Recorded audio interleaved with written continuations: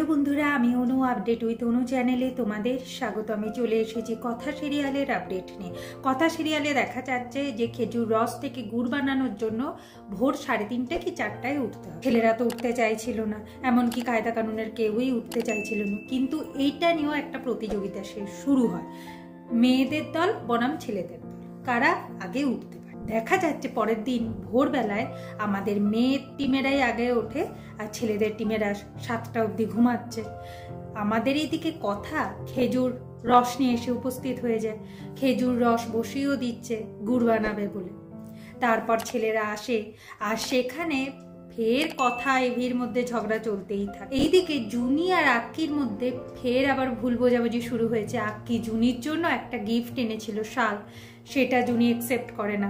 এতে আক্কি বুঝেই যায় যে জুনি তাকে এখনো বন্ধু হিসাবে মেনে নিতে পারেনি। আর এই সব করতে গিয়ে তাদের মধ্যে ডিস্টেন্স বাড়তে থাকে। এখন খেজুর রস থেকে গুড় বানাতে গিয়ে আমাদের এভি কথাকে বলে যে আচ্ছা কথা, এই সমস্ত কিছু করে মায়ের স্মৃতি ফিরবে তো? কথার দৃঢ় বিশ্বাস যে এই বাড়িতে এই সমস্ত কিছু করলেই মায়ের স্মৃতি ফিরবে। আর এভি কথাকে তো সাহায্য করছে যে খেজুর রস থেকে গুড় বানাতে। কথার হাতে ঠেকা খেলে এভি কথা দেখভাল করছে।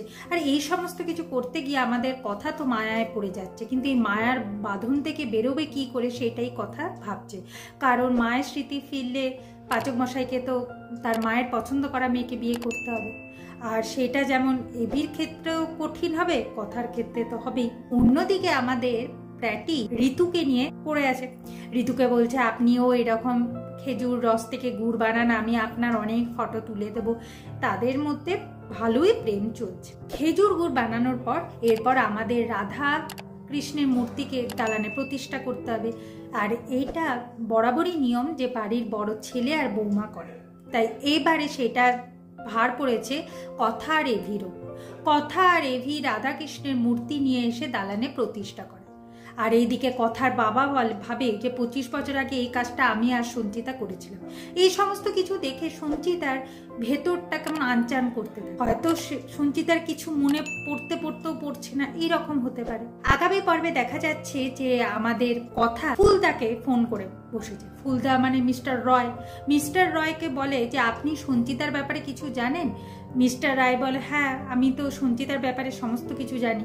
এরপর কথা বলে যে আপনি কি একটু সময় করে গুড়ালে আসতে পারবেন? ফুলদা অর্থাৎ মিস্টার রায় গুড়ালে আসতে রাজি হয়ে যায়। অন্যদিকে দেখা যাচ্ছে যখনই রাধা মাধবের পুজো শুরু হয় ঠিক সেই সময় দেওয়ালের চাক ভেঙে কথার মাথায় পড়বে এইরকম অবস্থা। আর কথাকে বাঁচাতে এভি আর সঞ্চিতা দুজনেই ছুটে আসে।